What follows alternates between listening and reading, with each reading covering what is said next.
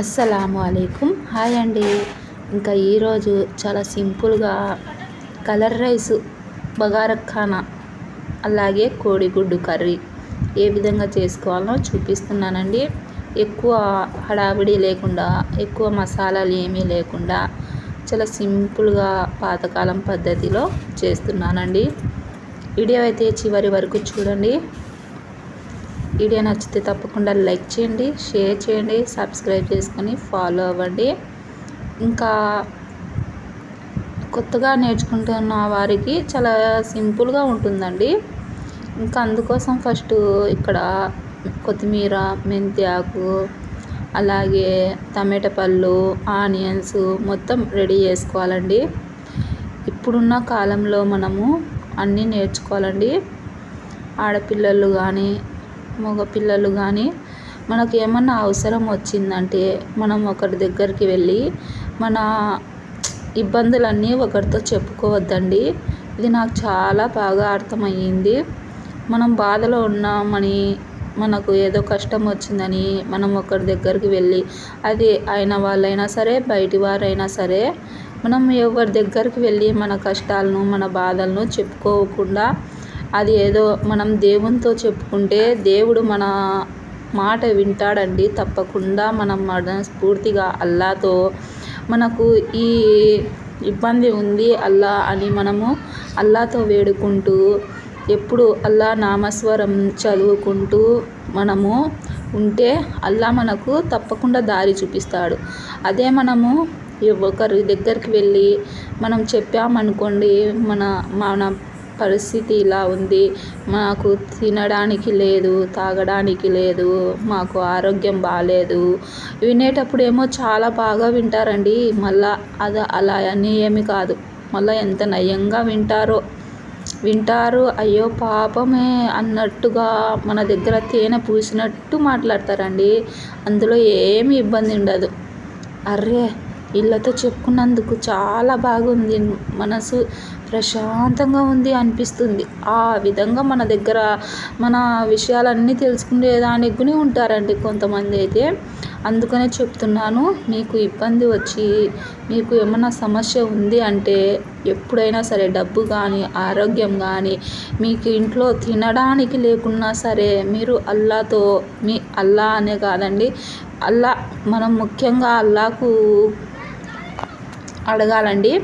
ఇంకా మీరు కొలిచే దేవుడు ఎవరైనా సరే మీరు మనస్ఫూర్తిగా దేవుని ముందుకు వెళ్ళి మన కష్టాన్ని ఆయన ముందర పెట్టామంటే తప్పకుండా మనకు దారి అనేది కనిపిస్తుంది. అంతేగాని అక్క అని, అమ్మ అని, తమ్ముడని, నాన్న అని, భర్త అని, కనీసము మన పిల్లలని గుని మనము మన మనసులో బాధను చెప్పుకోవద్దండి. బయటి వాళ్ళకైనా సరే, మనకుతో ఇరుగు పొరుగు వాళ్ళు, కొంచెం క్లోజ్గా ఉన్నవాళ్ళు, ఫ్రెండ్స్, ఇలాంటి వారు అందరూ మన వాళ్ళకు మనతో అవసరం ఉన్నంత సేపేనండి. ఆ తర్వాత మళ్ళీ ఎత్తిపోస్తూ ఉంటారు. వాళ్ళ సమయం కోసం ఎదురు చూస్తూ ఉంటారు. ఇంకా సమయం వచ్చిందనుకోండి వాళ్ళకు, ఇంకా ఆ విషయం ఎప్పుడో ఒకసారి మనకు ఎత్తి వేసేదానికి ఉంటారండి. అందుకే చెప్తున్నాను, మీకు ఏమన్నా ఒకవేళ ఆరోగ్యం బాగలేకుంటే నువ్వు అలాంటి దానివేలే, అందుకనే నీకు తగిన శాస్త్రే జరిగిందిలే అంటారు. ఇలాంటి మాటలన్నీ వస్తాయండి. అందుకనే మనం ఎప్పుడైనా సరే మనకి కష్టం వచ్చిందనుకోండి, మనము ఒకరి దగ్గరికి వెళ్ళి మన కష్టానికైతే చెప్పుకోకూడదు అన్నమాట. అది ఏదైనా సరే, మీకు మనసు బాగాలేదనుకోండి, నామస్వరం చేయండి, దేవుని నామస్మరణం చేయండి. అది ముస్లిమ్స్ అయితే చాలా ఉన్నాయి. అస్తగ్ఫిరుల్లా అని చదవండి. ఇంకా లా హౌలా వలా కువ్వత ఇల్లా బిల్లా అని చదవండి. లా ఇలాహా ఇల్లా అంత సుబ్హానక ఇన్నీ కుంతు మినజ్ జాలిమీన్ ఇది చదవండి. అల్హమ్దుల్లా చదువుతూ ఉండండి. అల్హమ్దుల్లా అంటే అల్లాకు కృతజ్ఞతలు తెలిపినట్టండి. అల్హమ్దుల్లా చదువుతూ ఉండండి, నమాజ్ చదువుతూ ఉండండి. మనం వాళ్ళ దగ్గర వీళ్ళ దగ్గర కూర్చొని టైం వేస్ట్ చేసి, సెల్లులు చూసి టైం వేస్ట్ చేసి ఇదంతా వృధా అండి. మనకు ఏమీ రాదు. అదే మన మనసు ప్రశాంతంగా ఉండాలంటే ఎప్పుడు అల్లా నామస్మరణం చేస్తూ మనము పని చేసుకుంటున్నప్పుడు కానీ, లేదంటే మీరు బయట కూర్చొని ఉన్నా, పని చేస్తున్నా, ఎప్పుడైనా సరే అల్లా నామస్మరణం చేస్తూ ఉండండి. తప్పకుండా మీకు దారి అనేది కనిపిస్తుంది. అంతేగాని మనము వృధా మాటలు, వృధా ప్రయత్నాలు అన్నీ వేస్టేనండి. మనకు ఫలితం అయితే ఉండదు. ఇంకా మీ దేవుళ్ళల్లో మీకు ఉంటుంది కదా. ఒకవేళ హిందూ అయితే మీకు తగినట్టు అలా నామస్మరణం అనేది ఉంటుంది. ఇంకా అలా మీకు తగినట్టు మీరు చదువుతూ ఉండండి. తప్పకుండా మనకు దారి అనేది దొరుకుతుందండి.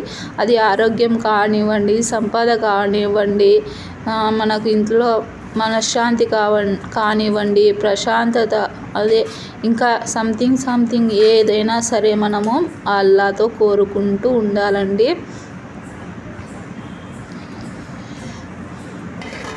ఇప్పుడు మనము ఈ కలర్ రైస్, అలాగే నేను ఎగ్ కర్రీ చేస్తున్నా కదా, మనము ఒకరితో చెప్తూ కూర్చుంటే అవుతుందా? నేను పొద్దున్న నుంచి సాయంత్రం వరకు నేను ఎగ్ కర్రీ కలర్ రైస్ చేయాలి అని నేను చెప్తూ కూర్చుంటే అవుతుందా? అవ్వదు కదా. ఇంకా నేను దానికోసం కష్టపడితేనే కదా అది మనకు అయ్యేది. అందుకనేనండి, మనకు కష్టం వచ్చిందని మనము వెనుకడుగు వేయద్దు. నాకు ఏమీ కాలేదు, నేను లేచి నిలబడతాను. మీకు ఒకవేళ జ్వరం వచ్చిందనుకోండి, మనసుకు అనుకోండి, నాకేం కాలేదు, నాకు బాగుంది. ఒకవేళ నేను ఈ పని చేయలేదని అనుకోవద్దు, అస్సలు మనసులోకి రానివ్వద్దు. నేను ఈ పని చేయలేను అని మీరు మనసులో అస్సలు రానివ్వద్దు. నేను ఈ పని చేస్తాను, నేను ఈ పని చేయగలను అని మీరు అనుకొని చేయండి. చేసినప్పుడు మనకు ఖచ్చితంగా ఆ పని అనేది విజయవంతం అవుతుందండి. ఇప్పుడు ఒకవేళ మీకు హెల్త్ బాగాలేదనుకోండి, అల్లా నామస్మరణం చేస్తూ ఉండండి కాసేపు. మీకు ఎక్కలేని ఇంకా ఒళ్ళులో ఎనర్జీ, ఉత్సాహం వచ్చేస్తుంది చూడండి. కావాలంటే ప్రయత్నించండి. మీకు ఏదన్నా బాధ అనిపించినప్పుడు కానీ, ఎవరి వల్ల అన్నా మీకు ఇబ్బంది కలిగి మీరు ఒంటరిగా ఫీల్ అవుతున్నా, లేదంటే మీకు ఏమన్నా కష్టం వచ్చినా, మీకు హెల్త్ బాగాలేకపోయినా, మీకు ఏమన్నా ఇబ్బంది ఉన్నా, మీకు తినడానికి లేకున్నా సరే, మీరు తప్పకుండా అల్లాతో దువా చేస్తూ మీకు కావాల్సినవన్నీ అల్లాతో అడుగుతూ ఉండండి. మీకు తప్పకుండా ఫలితం అనేది దొరుకుతుందండి. నేను చెప్పేది నిజము. అయితే మనము మనస్ఫూర్తిగా అల్లాకు దువా చేస్తూ ఉండాలి. మనం ఎప్పుడన్నా మనం ఒక పని మీద బయటికి వెళ్ళినప్పుడు కానీ, ఇంట్లో మనము ముందు మన మనసులో ఉన్న దేవుణ్ణి తలుచుకొని మన కోరిక అనేది మనం అందరికీ చెప్తాము. నేను ఇది చేస్తున్నా, అది చేస్తున్నా, నేను ఇక్కడికి వెళ్తున్నా, అక్కడికి వెళ్తున్నా, నేను అది తెచ్చుకుంటా, ఇది తెచ్చుకుంటా అని అన్నీ అందరికీ చెప్పుకుంటాం. కానీ మనకు ఆ సౌకర్యం కలిగించిన అల్లాతో అయితే చెప్పుకోమన్నమాట. నిజమే కదా. అన్నీ అందరితో చెప్పుకుంటాం. మనము అస్సలు ఒక హోటల్కి వెళ్ళి బిర్యానీ తిన్నాగుని, మేము బిర్యానీ తిని వచ్చినాం, హోటల్కి వెళ్ళి మేము బట్టలు తెచ్చుకున్నాం 10,000 పెట్టి, మేము షాపింగ్కి వెళ్ళాము 5,000 పెట్టి అని ఇలా మాటలన్నీ చెప్పుకుంటూ ఉంటాం అందరికీ.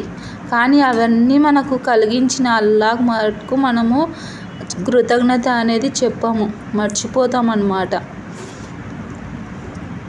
ఇదేం లేదండి, శాశ్వతం ఏమీ లేదు మనకు. ఏ రోజుకైనా మనము మన ఊపిరి అనేది వదిలేయాల్సిందే. ఓకేనా. నేనేమైనా తప్పుగా మాట్లాడింటే క్షమించండి.